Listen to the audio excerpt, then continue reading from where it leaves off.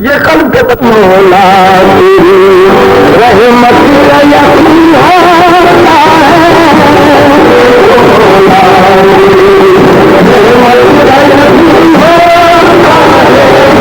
وہ جہاں کبھی محتاج نہیں ہوتا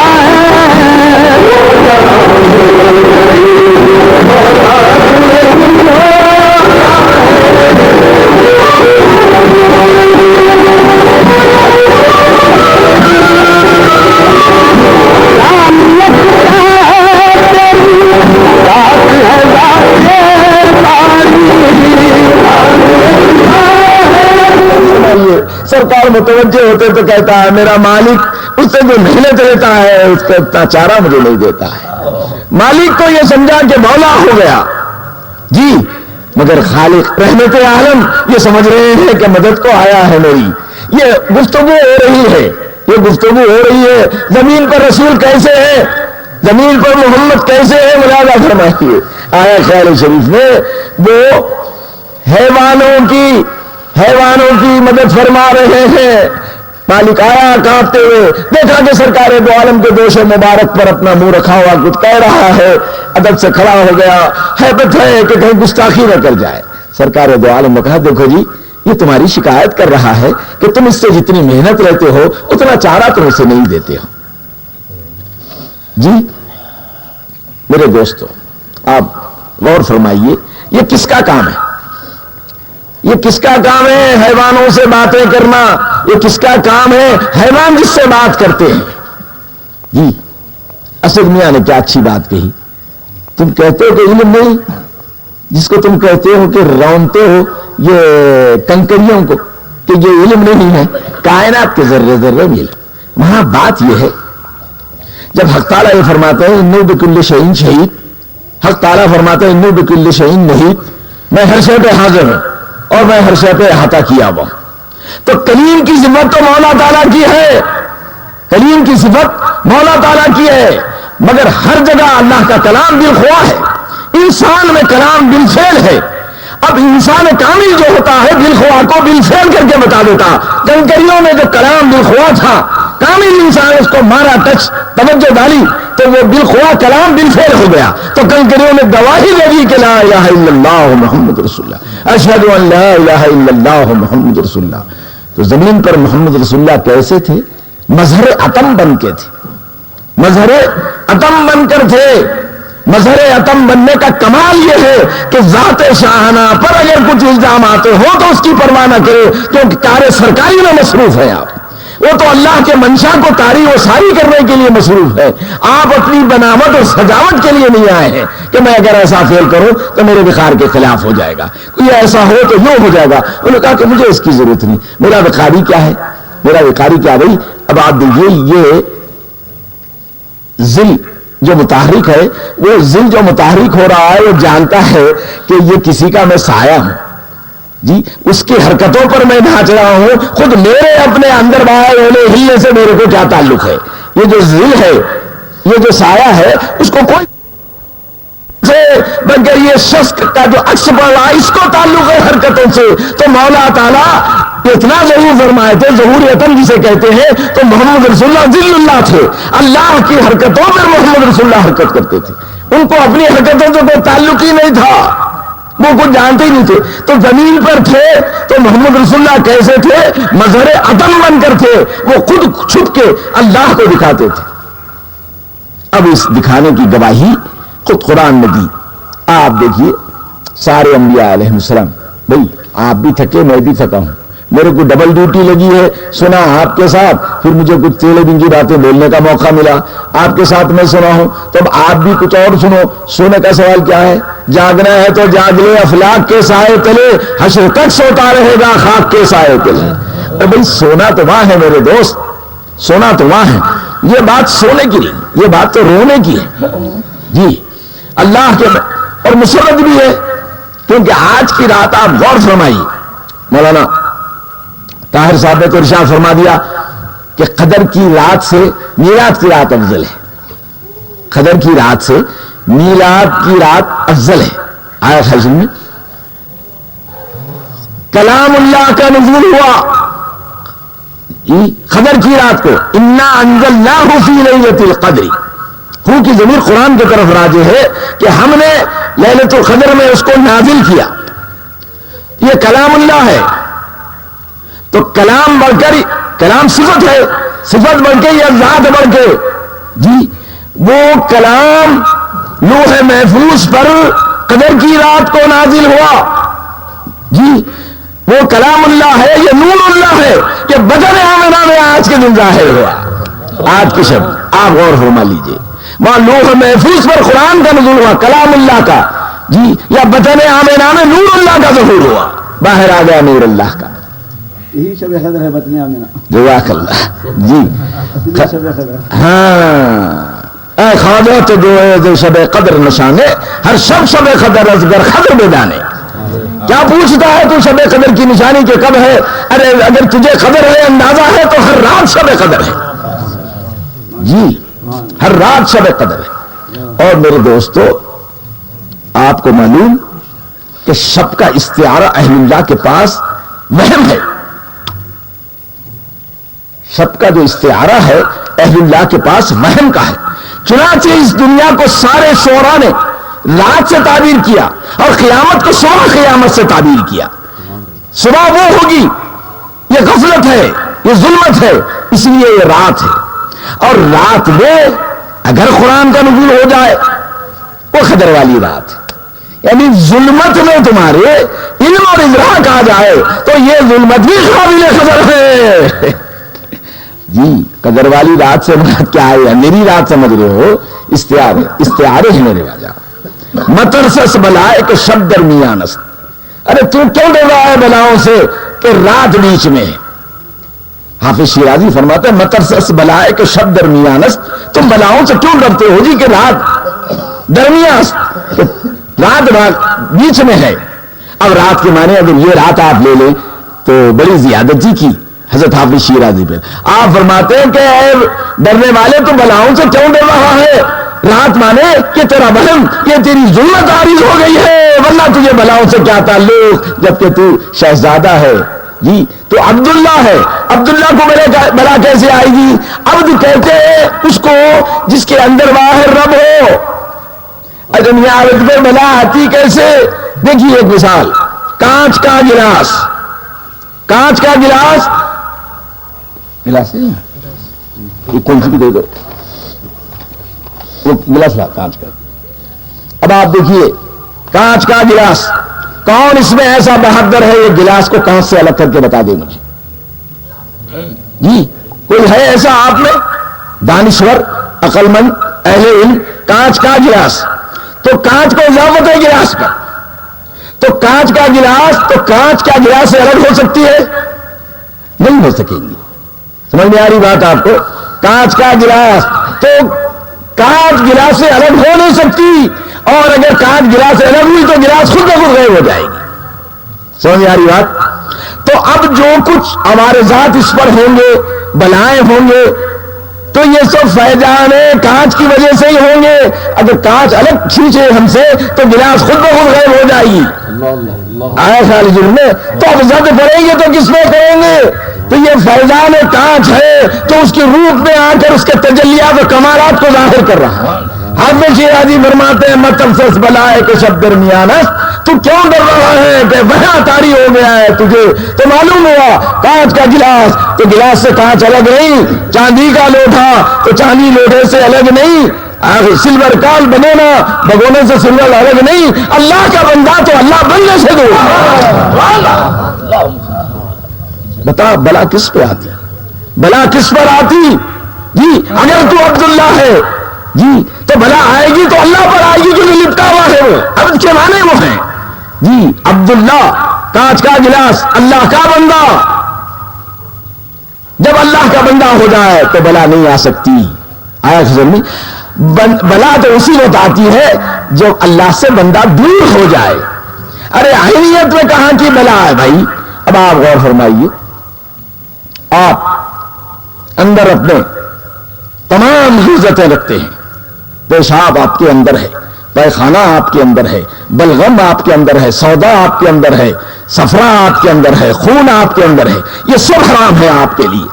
جی یہ جب تک آپ کا عین بن کے رہیں گے عبادت میں ان سارے نجس کو لے جا رہے ہیں، آپ کی عینیت کی وجہ سے وہ حرام بھی حلال ہو گیا. بات سمجھو ذرا.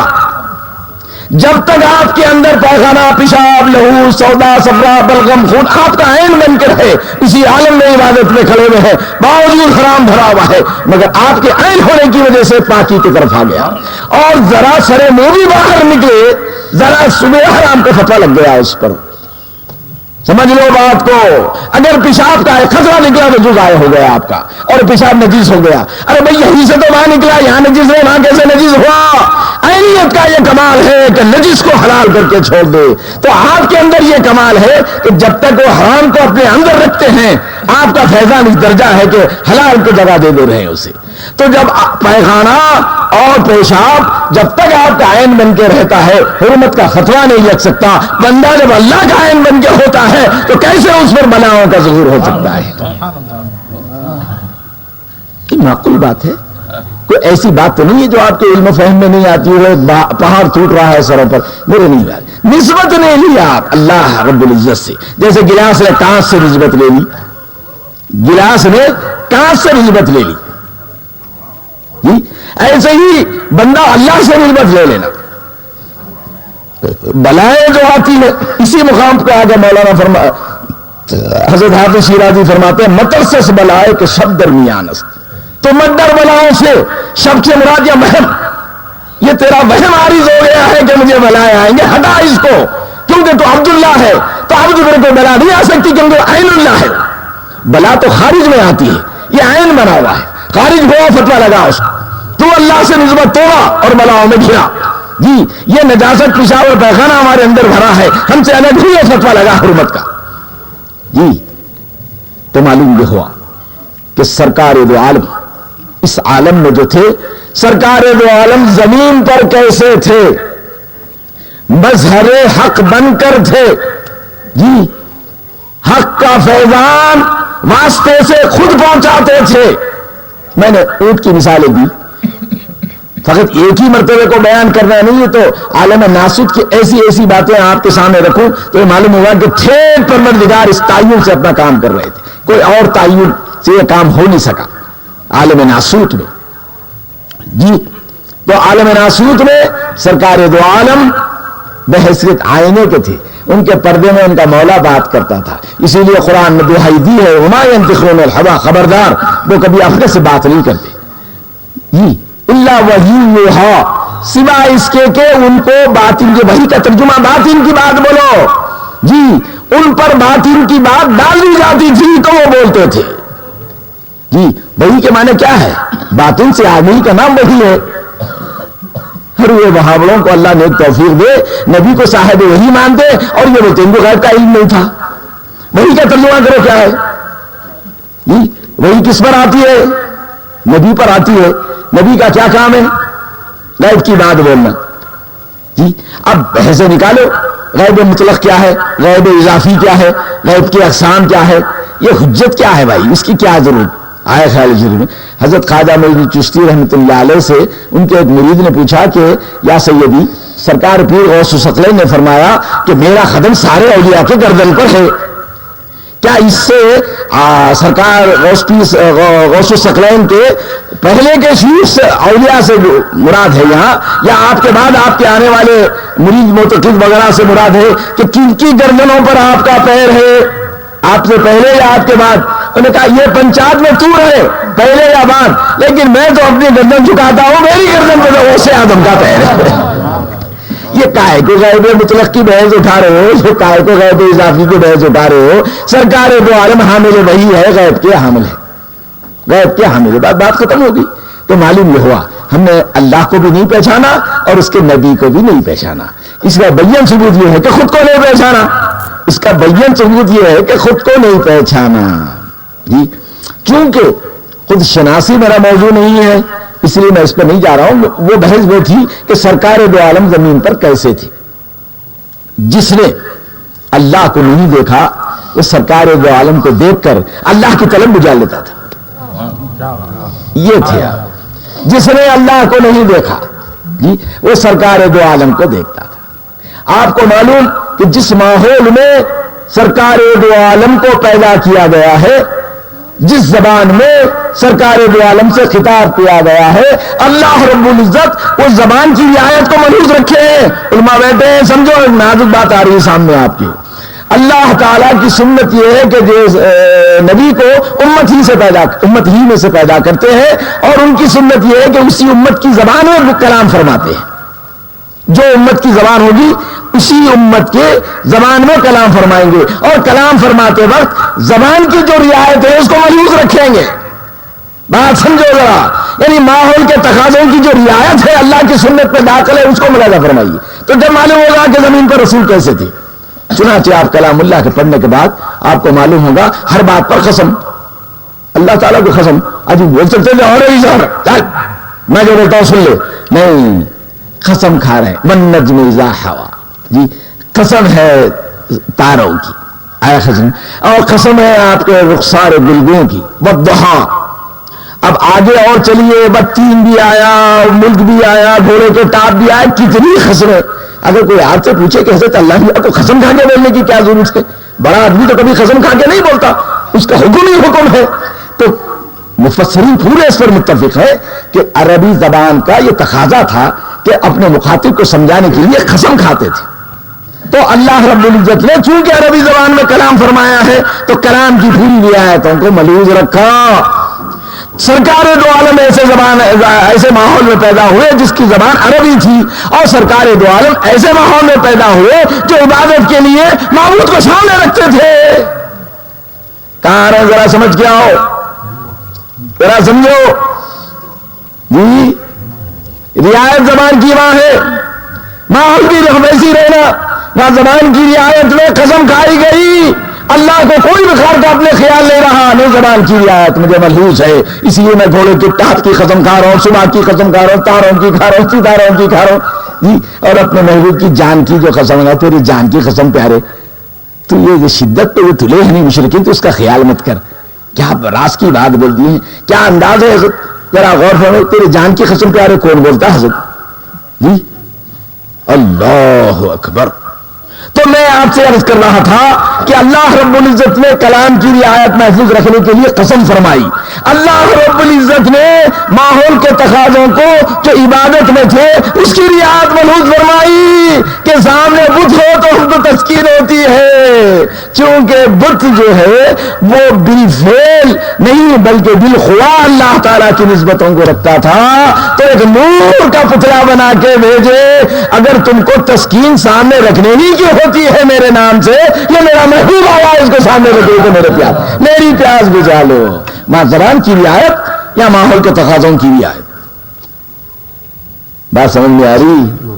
ہاں، تو جب سکون ہوا پوچھتے ہیں طالبان حق یا نبی اللہ، اب تک تو ہم عبادت جو کرتے تھے صنم کو سامنے رکھ کے کرتے تھے، آپ نے اس کو ہٹا دیا، بتاؤ تو پھر آپ نے جس معبود کی ہمیں دعوت دی وہ کہاں ہے؟ جی ہمارا تو تقاضا یہ ہے کہ ہم قربان ہو جائے، کیونکہ فعل تمام کے لیے فعل تمام کی تعریف یہی ہے کہ مفعول کا پتہ چلے۔ ہم عبادتیں کرتے ہیں، ہم عابد ہیں جی، ہم کو اپنے معبود کا پتہ نہیں چلا ہے، لہذا ہماری پوری عبادتیں ناقص ہیں، تو ہم اپنی عبادت کو کامل کرنے کے لیے قواعد کا بچہ جانتا ہے، چاروں کا پڑھنے والا، فعل تمام اسی فعل کو کہتے ہیں جسے مفعول کا پتہ چلا۔ نمازوں کے پڑھنے والے غور کرو، تم تو عابد ہیں، کیا تمہیں معبود کا پتہ چلا ہے؟ طلب تھی صحابہ کی، اٹھے آئے سرکار دو عالم کی بارگاہ میں، کہا کیسے آنا ہوا؟ کہا کہ میرے آقا آپ تو ہمارے سامنے سے ایک بتوں کو ہٹا لیا، جو ہمارے تسکین تھی عبادت کے قبولیت کا ایک تصور تھا ہمارے ہاں، آپ نے انہیں ہٹا لیا، آپ نے حقیقی معبود کا بتا دیا، بتاؤ وہ کہاں ہے؟ جی میرے دوستو آپ غور فرمائیے، اس آیت کا جو شان نزول ہے کیا رنگ لاتا ہے۔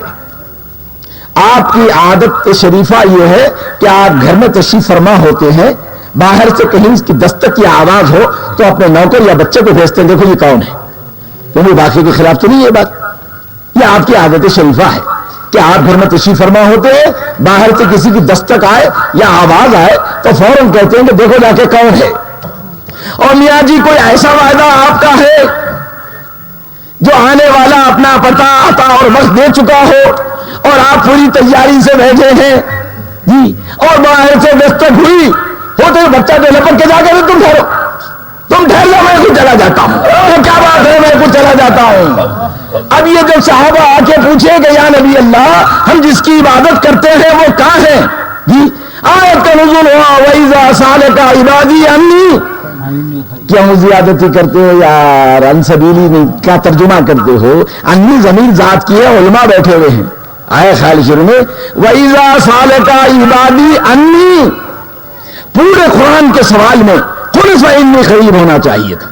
سیاق و سباق کا کیا پتا دیتے جی. پوچھا گیا کہ اے اللہ، اے نبی اللہ بتاؤ روح کی کیا حقیقت ہے جی. یہ سالوں میں کہانی روحی، قُلِ الروح، قُلْ آیا نہیں، قُلِ الروح من امر ربی، آپ کہہ دیں کہ روح جو امر رب سے ہے. قل، پھر وَإِذَا سَأَلَكَ عَنِ الْمَحِيضِ، قل، پھر آیا جواب کہ حیض کے متعلق پوچھتے ہیں آپ فرما دیجئے. پھر اس کے بعد پوچھتے ہیں وَإِذَا سَأَلَكَ اے اللہ کے رسول بتاؤ یہ چاند کیا ہے، تو وہاں بھی قل. تو جتنے قرآن میں سوالات آئے ہیں وہاں خل خل، آ فرمائیے آ فرمائیے آ فرمائیے. جا کے دیکھو کون آیا ہے، جا کے بچے کو بول رہے ہیں. جب آپ کی ذات کا پتہ جو وعدہ کر کے آ کے بیٹھے ہیں اس وقت کے انتظار میں، آ کے دستک دیتے ہی بچہ اٹھ کے بھائی جو ٹھہر میں کو جا کے بیٹھا. طالبان حق آ کے پوچھے یا نبی اللہ بتاؤ جس کی ہم عبادت کر رہے ہیں وہ کہاں ہیں؟ اللہ تعالیٰ کہا کہ نبی ٹھہرو میں جواب دیتا ہوں. تمہارے جواب سے مطمئن نہیں ہے، میں تو پورے کمالات سے بھیجا تھا، تم کو نہیں سمجھے جی انہوں نے جی. تم کو سمجھ لیتے تو پھر سوال ہی نہیں اٹھتا تھا کہاں ہے بول کے. آپ نے اعلان بھی فرما دیا ارے کائے کو تڑپتے ہو، جس نے مجھے دیکھا اس نے خدا کو دیکھا، تب بھی نہیں سمجھے ہو. تو کہا کہ پیارے نبی تم ٹھہرو میں ان کو سمجھا دیتا ہوں. وَإِذَا سَأَلَكَ عِبَادِي عَنِّي، جب بندے سوال قائم کریں گے اے نبی میری ذات کے متعلق، فَإِنِّي قریب، میں قریب ہوں. آپ کے یہ ملاحظہ فرمائیے قُلْ فَإِنِّي قریب ہونا تھا، سرکار کو ہٹا دیے بیچ رہے، میں جواب دیتا ہوں جی یہ میرے ذات کے متعلق پوچھ رہے ہیں. فَإِنِّي قریب، قریب ہونے کے بعد یہ کہا جاتا ہے کہ آپ میں دونوں بھی قریب ہیں. یہ کتنا قریب ہے؟ ایسا قریب ہو اجیب الدعوۃ الداعی اذا دعان، تو جب پکارتا ہے میرے کو تو میں تیری ہر پکار کو سنتا ہوں. ہائے ہائے ہائے ہائے فَلْيَسْتَجِيبُوا لِي، جی قبول کر اس بات کو. اچھا قبول کرے گا مگر ایمان دل کی گہرائی میں نہیں اترے گا، نہیں بل یؤمنوا بی، اور اس پر ایمان رکھ. جی جزا کیا دے رہے ہیں؟ جنت نہیں دے رہے ہیں. لعلکم یرشدون، شاید کہ تو راز کی بات پانے والوں میں سے ہو جائے گا. یرشدون، رشد کہتے ہیں باطن کی بات بولنے والے. یرشدون کہا کہ شاید کہ تو باطن کی بات پانے والوں میں سے ہو جائے گا. میں اتنا قریب ہوں کہ تیری ہر پکار کو سن رہا ہوں، بس تو اس پر ایمان رکھ لے، بات مان لے میری. اگر مانے گا تو راز کی باتیں پانے والوں میں سے تو ہو جائے گا. لعلہم یرشدون، شاید کہ تو حسرت کر رہے ہو بھی، یا اللہ کا استعمال حسرت پر ہوتا ہے. اے کاش تو یہ ہو جاتا تو کیا اچھا تھا. حق تعالیٰ حسرت فرما رہے اس مسئلے پر لعلہم یرشدون، اے کاش تو میرے رازداں ہو جاتا تو کیا اچھا ہوتا. کیوں کہ تو میری ذات کے عطے پتے پوچھ رہا ہے. اے نبی میں تو بھیجا ہی تھا تم کو جی، میں تو بھیجا تھا کہ ان کے درد کا مداوا ہو جائے، مگر آپ کو سمجھے نہیں، آپ کو سمجھے نہیں جی. اب میں خود ان کو سمجھا دیتا ہوں. اچھا آؤ اب کیا پوچھنا چاہتے ہو؟ بات سمجھ میں آ گئی. تو سرکار دو عالم زمین پر کیسے تھے؟ خود چھپ کے خدا کو دکھاتے تھے، خود چھپ گئے تھے آثار کی حیثیت سے، افعال کی حیثیت سے، صفات کی حیثیت سے. کوئی بتا سکتا ہے کہ قرآن میں کتنے انبیاء کا پتہ آیا ہے؟ مگر کسی نبی کو اللہ رب العزت نے ناس کے انداز میں پکارا ہے. ہر نبی کو نام لے کے پکارا ہے، یا عیسیٰ، یا موسیٰ، یا نوح، یا زکریا، یا یحییٰ. ہر نبی کو نام لے کے پکارا. اے چیلنج ہے وہاں وہ کہیں تو تم جواب دے دو کہ یا محمد کہیں کہا ہے قرآن نے آپ کو تذکرہ کیا ہے. ما کان محمد ابا احد من رجالکم، یہ تذکرہ ہے. میں جیسا یا نوح کہا ویسے یا محمد نہیں کہا. کہا تو اس انداز میں کہا میرے پیارے بولے کیا حال ہے تمہارا جی. سرکار دو عالم نے وعدہ فرمایا تھا، سرکار دو عالم نے وعدہ فرمایا تھا کہ دیکھو یہ جو سوال آ کے اہل کتاب نے آپ پہ سوال کی کہ بتائیے قیامت کب آئے گی، روح کی کیا حقیقت ہے، ایسے سوالات جو کیے تو آپ نے فرمایا کہ ہاں کل میں بولوں گا. اب یہ علماء ظواہر انتلی مارتے ہیں کہ انشاءاللہ نہیں بولے، اس لیے وہی بن ہو گئی آپ پر. جی اگر میاں جی وہی آ جاتی تو کچھ اور ڈھنگ ہو جاتا، وہی ہوتا تم لاکھ بشر اپنے کو کہو کچھ اور گمانے عالم ہے، اس لیے وہ بتلایا گیا. تو اس وقت کہہ دیا گیا کہ اے محمد تم کو تمہارا خدا چھوڑ دیا، اے محمد تم سے تمہارا خدا ناراض ہو گیا. آئے خال شریف میں ظاہر ہے کہ مظہر اور مظہر کا ایک تعلق ہوتا ہے. جی مظہر اور مظہر کا خاص تعلق ہوتا ہے. تو سرکار دو عالم جی سکوت فرمائے، غمگین ہو گئے.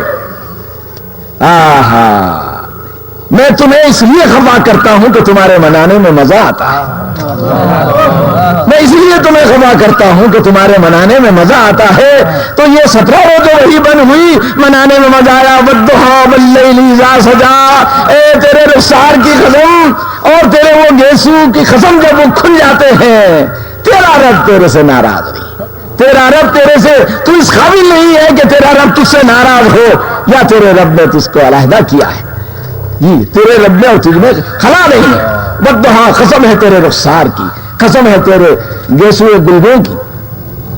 دیکھیے آپ میں تمہیں اس لیے خفا کرتا ہوں کہ تمہارے منانے میں مزہ آتا ہے. میرے دوستوں اور بزرگوں، سرکار دو عالم کو سمجھنا بہت مشکل ہے، بہت مشکل ہے. دو نسبتیں ہیں، اللہ کو تو ایک ہی نسبت ہے، اللہ کو ایک نسبت ہے، ان کو نہیں پہچانا. سرکار دو عالم کو دو نسبت ہے، وہ کیسے پہچانیں گے؟ ایک آپ کا اصلی روپ، ایک آپ دوسرے کے روپ میں جو ہے. یہ دو روپ ہے آپ کو. ہاں یہ بہت مشکل ہے. ایک گروپ والے کو نہیں پہچانے، انہوں بالکل رکھا ہے اللہ نے، نہ میرے کو تعین ہے، نہ میرے کو صورت ہے، نہ شکل ہے، نہ وہ ہے، نہ یہ سب نکال نکال نکال باہر کر دی. جی ان کو نہیں پہچانے آج تک. یہ تو دو نسبت رکھتا ہے، ادھر مخلوق میں شامل، ادھر اللہ سے واصل. جی اب یہ حرف مشدد کے نسبت رکھنے والا کیا جانے گا؟ نہیں جان سکتے. سرکار دو عالم بڑی مشکل ہے، بہت مشکل ہے سرکار دو عالم کا جاننا. اللہ کا جاننا بہت آسان ہے، بہت آسان ہے اللہ کا جاننا. سرکار دو عالم کا جاننا بہت مشکل ہے. اور سرکار دو عالم کا جاننا اتنا مشکل ہے کہ سرکار دو عالم کو خود اپنے جاننے کے لیے مشکل ہوئی. بات سمجھو، سرکار دو عالم کا جاننا اتنا مشکل ہے کہ سرکار دو عالم خود اپنے جاننے کے لیے مشکل میں رہے. کیا ثبوت ہے قرآن سے اس کا؟ سرکار دو عالم درشی پڑھو بابا میرے دیوانے. ارے اللہ کی باتیں سن لو، غیر اللہ کی طرف کیا پلٹ ہے؟ یہ بھی ایک شیطانی حرکت ہے.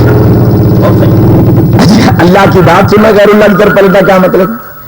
سینے والے نہیں پلٹتے، مگر دیکھ رہے ہیں دیدے پھاڑ کے پھیل جا رہا، لات مار جی پرواہ نہیں چلی جانی تھی، مگر آنکھیں اڑی لگی ہوئی ہے، پھیل جا رہا ہے، میٹر جا رہا ہے، ہمارے ٹھوکرا کھا رہے، مگر دیکھ رہے ہیں کیا ہے. وہ مطلب ہے سین نہ کٹ جائے ہماری نظروں سے، وہ جو بول رہا ہے وہ برابر دیکھے. یا اللہ تعالیٰ کے اسرار کا نزول کا وقت ہے، آخر میں وہ دل کے پیمانے کو ایسا ہلا دیا، ختم ہو گئی بات.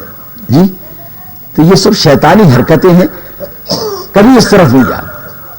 دن میں دن اپنی ہی دن، پرائے دن کا پاپ نہ بھول. رنگ یہ ہونا عاشق کا.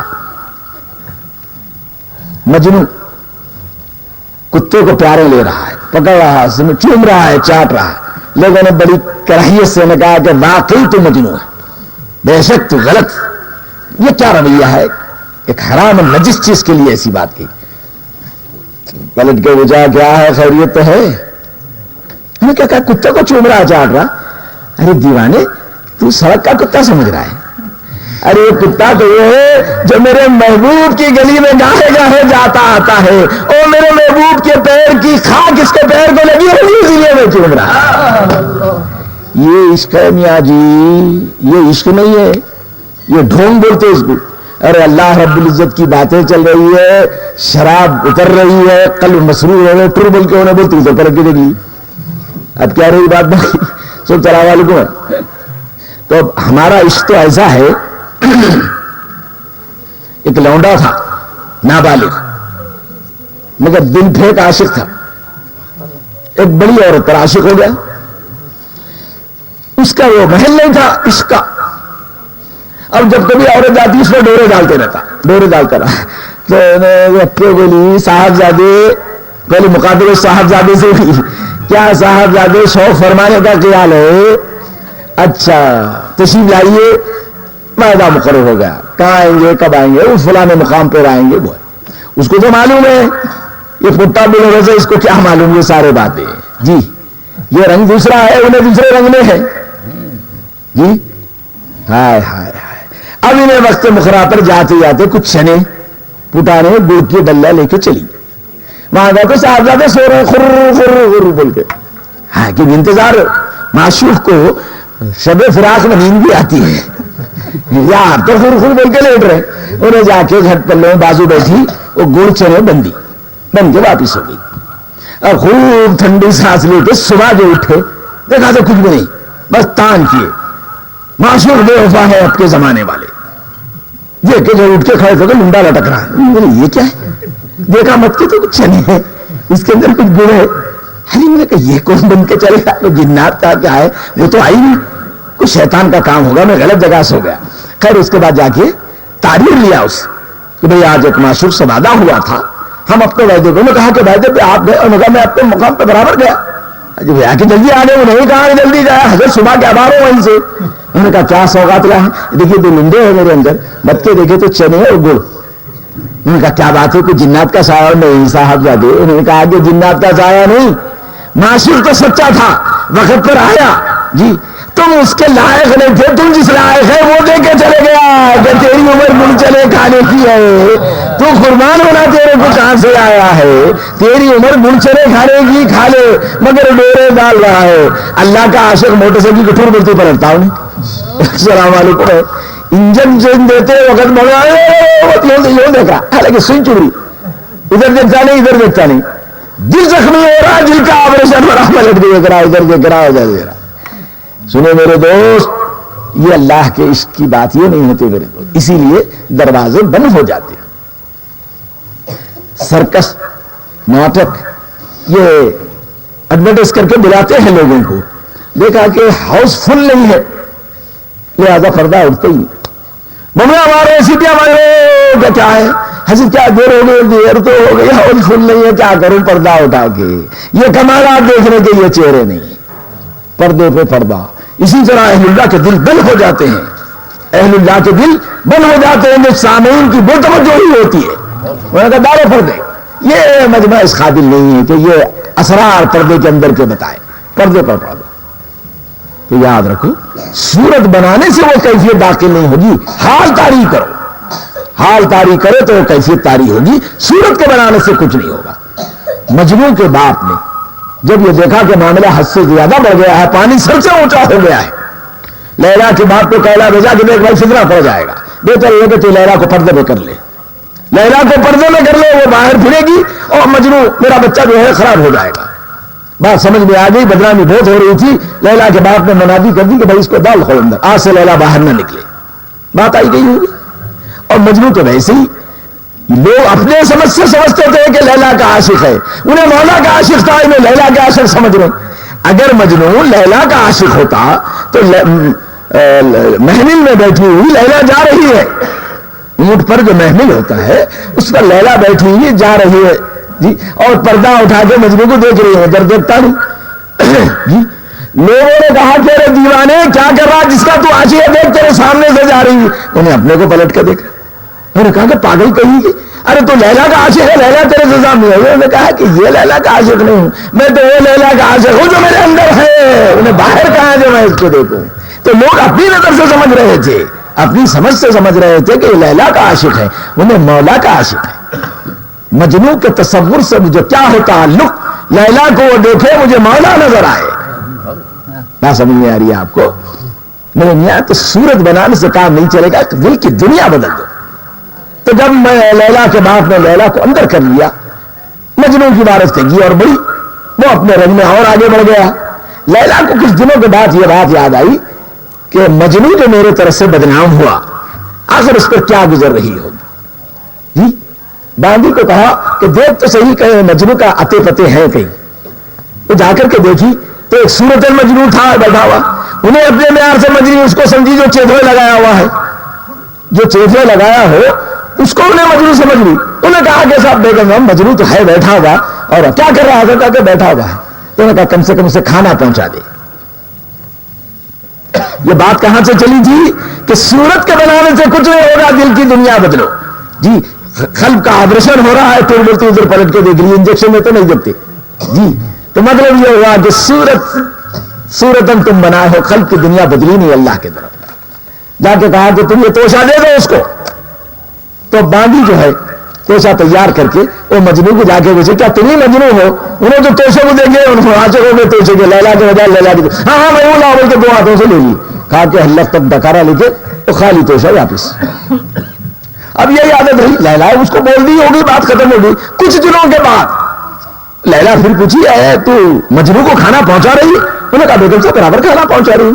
کہا کہ کیا گزرتی ہے اس پر؟ کچھ نہیں, مار میرا کھا کے خنگا ہو گیا, داؤں بیٹھے بیٹھے کھا رہا ہے. اچھا توشہ لے کے کیا بولتا ہوں؟ کچھ بھی نہیں, انتظاروں میں رہتا, میں دینے کے پہلے ہاتھا بازار کے لے لیتا ہوں. ارے انہیں کھٹکی, یہ عاشق کی علامات یہ نہیں.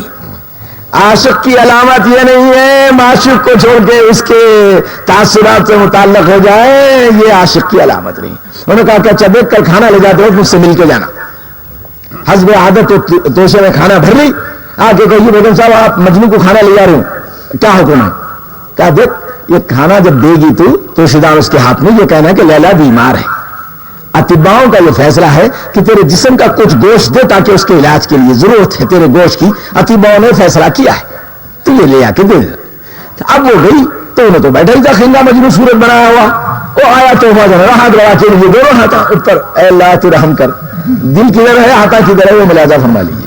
آیا خالی نے صورت بنا کے ہیں, وہ ہاتھا لے کے بڑھتے ہیں, روک کے بولی کہ آج لیلا جو کھانا روز بھیجتی, ہاں بول بول کیا کچھ نقد پکا دے گی؟ نہیں نقد تو خیر بھیجی ہے مگر لیلا بیمار ہو گئی ہے.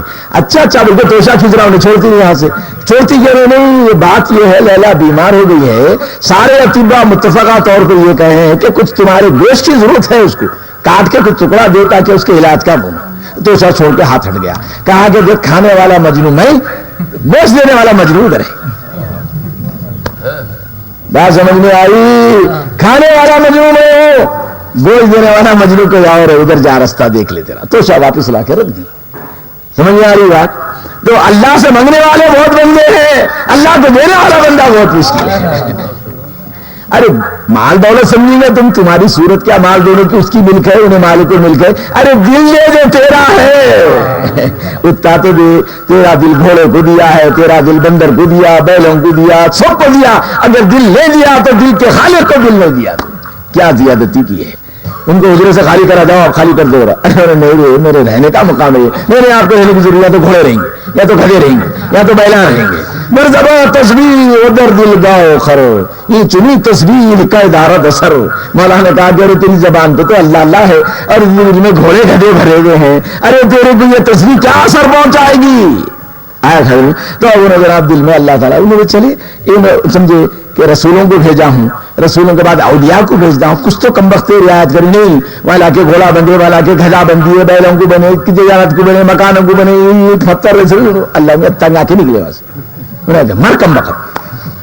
آئے ہائے میں ہائے ہائے ہائے میاں صاحب, جو عمل یہ آپ کے عرض جو ہوا ہے اس کا کیا مقصد سمجھتے ہیں آپ؟ تو اشرف المخلوقات ہے, ارجل المخلوقات میں ملائکہ ہے, ان کو جوڑے بچے ہیں کیا؟ نہیں تمہارے جیسا گندی جگہ سے آئیں گے. کیا بات ہے, تم افضل ہے تو تم ان سے اعلیٰ پیدا ہونا تھا, آسمان سے پتلیاں ڈبل جانا تھا.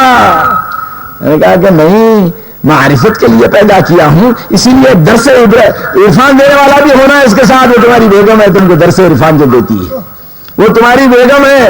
جو تعلق عورت کا مرد کے ساتھ ہو جائے, خدا کی سزا وہ تعلق بندے کا اللہ سے ہو جائے تو آج مطلب ہو جائے, اتنا تعلق ہو جائے. جی جو تعلق عورت کا مرد سے ہے وہی تعلق بندے کا اللہ سے ہو جائے. جی کون شریف عورت ہے جو اپنے مرد سے یہ کہتی ہے کہ تم دو تو بہتر نہیں تو میں ابھی ہٹ جاتی ہوں. جی ہائے ہائے ہائے. ارے جو سب سے زیادہ قیمتی چیز ہے عورت کے پاس, اپنی عصمت, وہ قربان کر دی تمہارے ساتھ سب سے زیادہ. اور بندے کے پاس جو سب سے زیادہ قیمتی چیز ہے وہ اس کی عزت ہے. جس زمین پر پیر رکھتا ہے ان کے واسطے سر ٹیک دیا وہاں کہ کیا یہ میری چیز ہے. جس زمین پر پیر رکھتا ہے ان کے واسطے سر ٹیک دیا.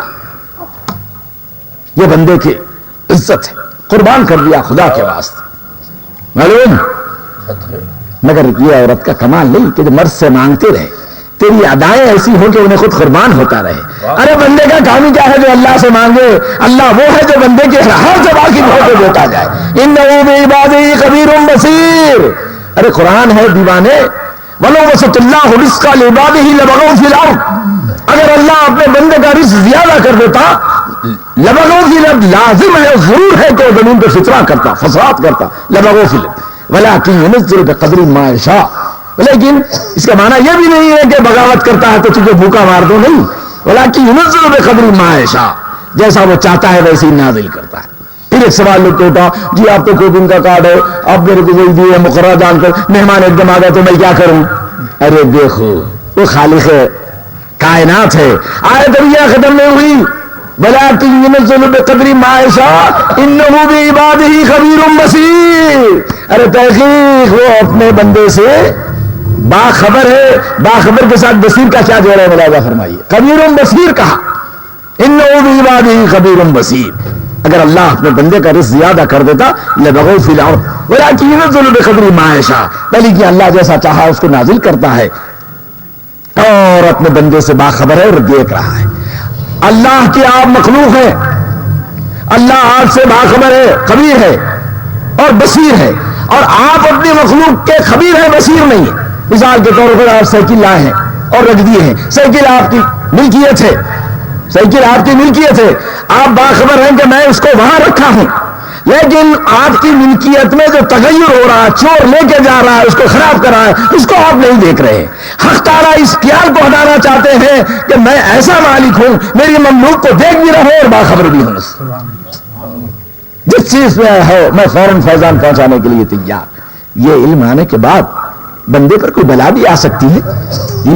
پھر فرما دیا الیس اللہ بکاف عبدا. ارے کیا ہوا؟ کیا اللہ اپنے بندے کے لیے کافی نہیں ہے؟ الیس اللہ بکاف عبدا.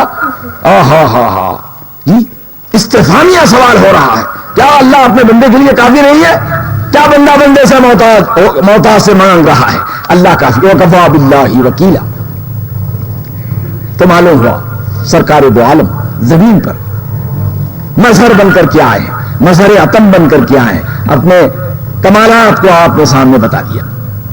اللہ رب العزت نے یہ سرکار دو عالم کے مقامات کو قرآن بھیجا واضح کرنے کے لیے.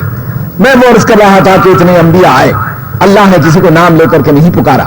سرکار دو عالم سب کو نام لے کر پکارا، مگر سرکار دو عالم کو نام لے کر نہیں پکارا. اور کسی نبی کو اللہ رب العزت نے اپنے اسماء سے کی ایک نام بھی نہیں دیا، مگر سرکار دو عالم کا وہ مقام ہے. وہ بالمؤمنین رؤوف الرحیم، حریص علیکم بالمؤمنین رؤوف الرحیم. آپ کو تو ایسا ہوکا ہے، آپ کو تو ایسی حرص ہے اپنی امت کو فائدہ پہنچانے کی. آپ تو امت کے حق میں رؤوف ہے، رحیم ہے. رؤوف الرحیم اللہ اپنے اسماء ہے. سرکار دو عالم کو دے دیا اپنے اسماء. جی اسماء دیے، نام تو بدل گیا سرکار دو عالم کا. تو سرکار دو عالم کون ہے قرآن کی حیثیت سے؟ رؤوف الرحیم ہے.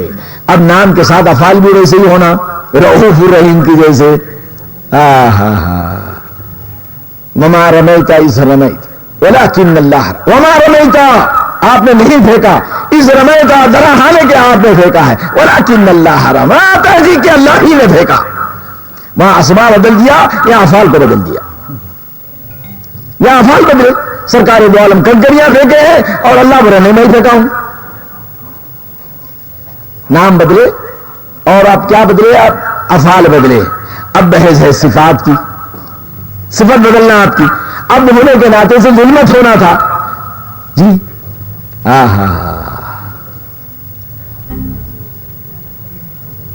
اللہ رب العزت نے سرکار دو عالم کے لیے فرما دیا کہ نازل ہوا ہے تم پر لقد جو ہے قد جاءکم من اللہ کتاب نور، وہ کتاب مبین. بلا شبہ خط کا استعمال ہوتا ہے رفع شک کے لیے. خط جاءکم انا تحقیق کے لیے آتا ہے، اور خط کا استعمال جو عربی میں ہوتا ہے رفع شک کے لیے کہ دیکھو اس معاملے میں تم شک مت کرو. بلا شبہ آیا اللہ کے پاس سے نور، صفات کو بدل دیا. وہاں نام کو بدلا، وہاں کام کو بدلا یا صفت کو بدلا. ابدیت کی نسبت ظلمت تھی، آپ کو نور سے بدل دیا. قد جاءکم من اللہ نور و کتاب مبین. بلا شبہ اس میں شک نہیں کرنا تم، آیا اللہ کے پاس سے نور اور کھلی کتاب. جی اب قسمت کو روئیے یا ان کے دماغوں کو دھوئیے، کچھ بھی کیجئے، یہاں نور کے معنی ہدایت کے لیتے. کیا ظلم کی بات ہے. ارے بھائی یہ کیوں نہیں کہتے بھائی دکان میں ہمارے سودانی میں آگے چلے جاؤ؟ نہیں، پکڑ کے خواہ کو دھوکہ دے رہے ہیں. نور کے اللہ کے جانب سے آئی ہدایت لے لے. اور یہ کتاب کیا ہے؟ ہدایت نہیں ہے. ہدی للمتقین، ذالک الکتاب لا ریب فیہ ہدی للمتقین. ہدایت ہے یہ کتاب.